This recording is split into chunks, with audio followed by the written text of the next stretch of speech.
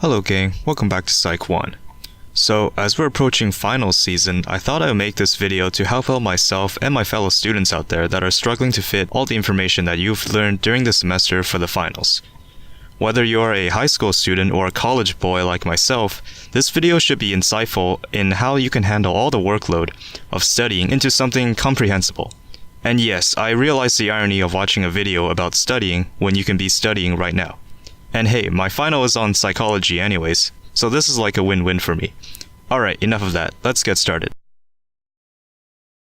So here's a little task for you. Let's assume that you need to remember the 4 lobes of the human brain, and know the functions of each lobe. If you already know them, just pretend that you don't. Let's see if you can remember all of that with the strategies I give in this video. I want to start with some of the common mistakes that many students are unaware of. While you would think that some of these methods work to enhance memory, they don't work very effectively. You know that moment when you highlight or reread a sentence or paragraph if you want to remember it, and you think that you got it cemented in your head? Well, you don't. As it turns out, summarization, highlighting/underlining, imagery for text, and rereading are some of the least effective ways to study. According to various university studies, while these strategies have some value to improve learning, you will be better off using another method. This is because your brain isn't being active other than looking at the stuff you need to remember. That is the role of the occipital lobe, the area of your brain responsible for visuals. A way to remember this is to look at the 2 C's in the word occipital, since you need 2 eyes to see. This is another small technique you can try, compressing something so that it's easier to remember. I'm able to create the shortcut for remembering the functions of the occipital lobe because of its 2 C's.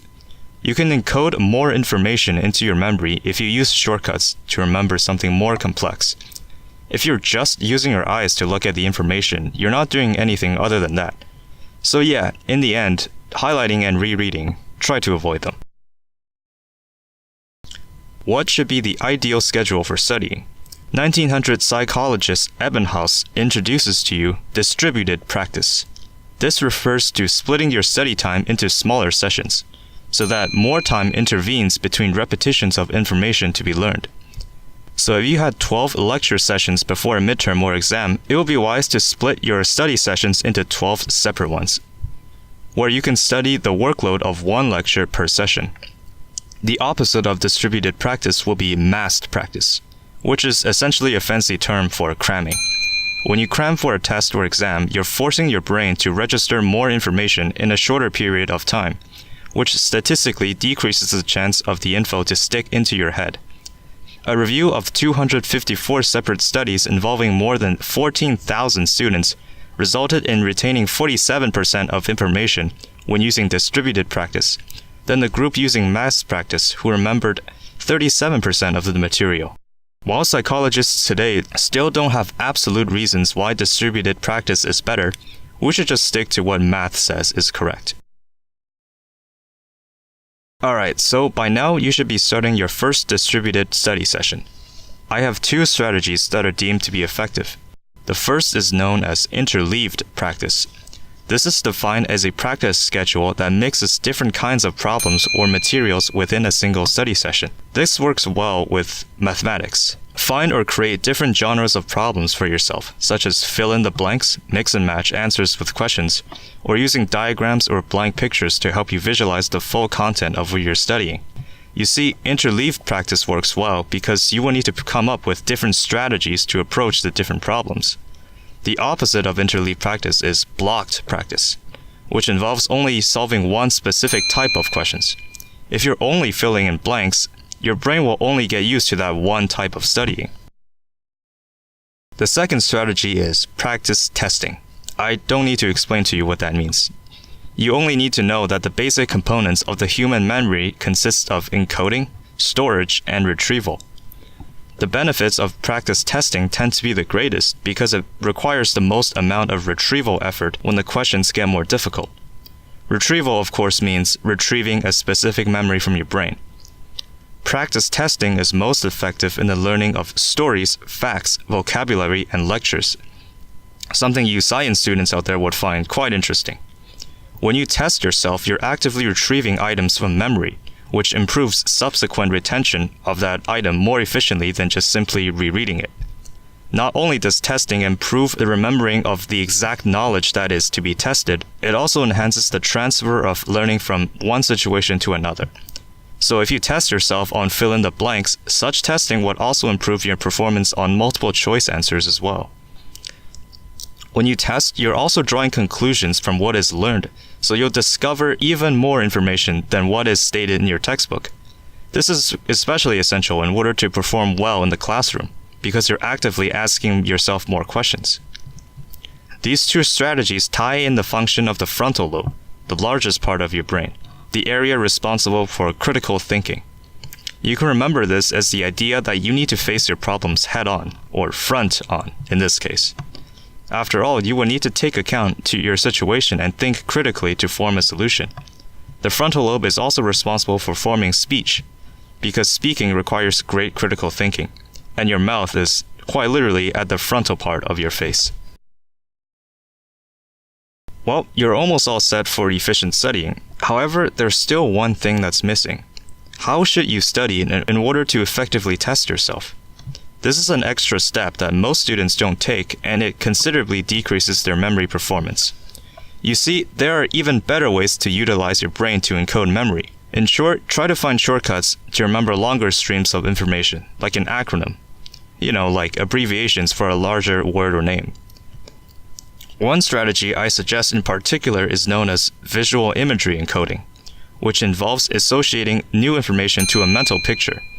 For example, let's look at the picture of the brain again. We have already discussed the occipital lobe and frontal lobes, so we don't need to do much work there. Let's put visual imagery encoding into practice. I want you to imagine a specific color that you can associate a lobe to. For example, we already know that the occipital lobe is responsible for seeing things. Well, what color first comes into your mind when you see something? Maybe red, because you first see an apple in your head. The color red can only apply to the occipital lobe because you can only see an apple. No other lobes of the brain is responsible for sight. Well, the temporal lobes involves everything to do with hearing, including understanding language. So, what color first comes into your mind when you think of the term hearing? Maybe black, because you like listening to heavy metal. Alright, we're moving right along. The parietal lobe is the touch center. It is responsible for everything that you touch or perceive. Again, what color comes first into your mind when you think of touching something? Maybe pink, because you like to touch your anime body pillow. We're almost done. The frontal lobe, as we discussed, is the largest lobe and is the critical thinking center. Well, what color comes into your mind when you think of thinking something? Probably white, because your mind is blank. Alright, now we have all the pieces of the puzzle. We can teach ourselves to associate a specific color to each lobe. This creates a mental picture that you can draw from if you're given a problem on this particular subject.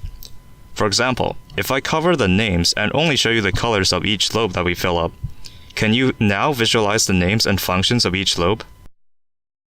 Still didn't remember everything? Well, don't worry, there's still hope for you.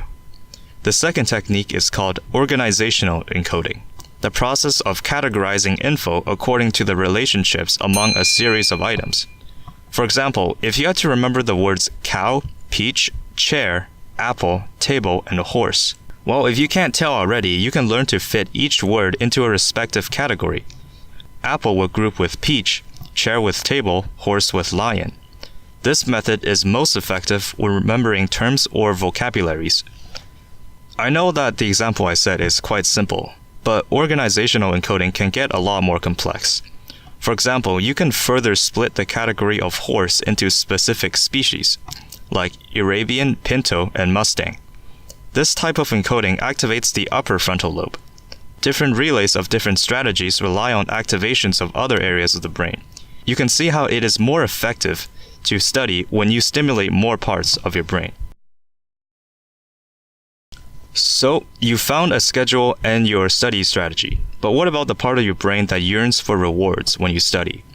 You see, in the long run, you're putting in a short-term effort, which is studying, in hopes of achieving a long-term goal, getting a perfect on your exam. However, that goal is not immediate, and it's not even guaranteed that you'll get that perfect score. You can still fail, even if you try really hard to study. This is when your brain starts to complain. Oftentimes, students don't want to study because they realize that their efforts does not 100% guarantee their expected result. You need a short-term reward for a short-term effort to solve this problem. If you're deciding whether to study for your exam or watch hentai, you will probably avoid studying because, I debate about this all the time, Anyways, back to the topic. This is when you can trick your brain. Tell yourself that you can't watch hentai unless you successfully study and test yourself in a single study session. Your brain will evaluate this deal and come to the conclusion that it will agree to it because the benefits clearly equally weighs the effort. The debate that the human body and mind are separate entities have been around for quite some time now. That's why this effort and reward system works well in this study. But I'm saving the idea of mind and body for a future episode. For now, just know that you can indeed trick yourself. Get into the mindset of, I can't do this unless I do this. It's okay to reward yourself after hard work, but it's never okay to reward yourself first. Alright gang, it's quiz time. I'm going to test you on your knowledge of studying for tests. How ironic. Feel free to pause the video if you need more time to think about the answers. Question 1. Which of the following study strategies are deemed to be the most ineffective?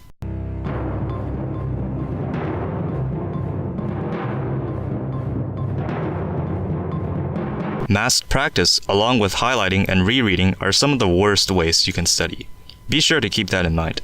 Question 2. Say you need to remember the words apple, pear, and banana. Which studying strategy will be best suited for this?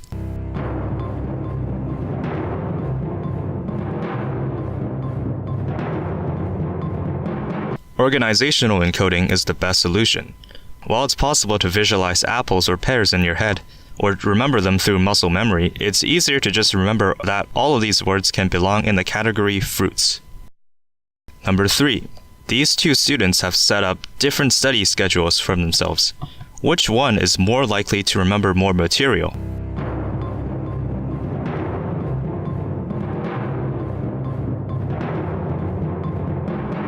This is a close one. While it might be personal preference to study subjects in one giant session, it's theoretically better to put some time between different study sessions. But I'll accept either one. Alright, that pretty much wraps up everything. Hopefully you've learned a thing or two about studying. Maybe now you'll actually be motivated to study. Anyways, this has been Psych 1, with a study of learning. Thanks for watching, and I'll see you next time.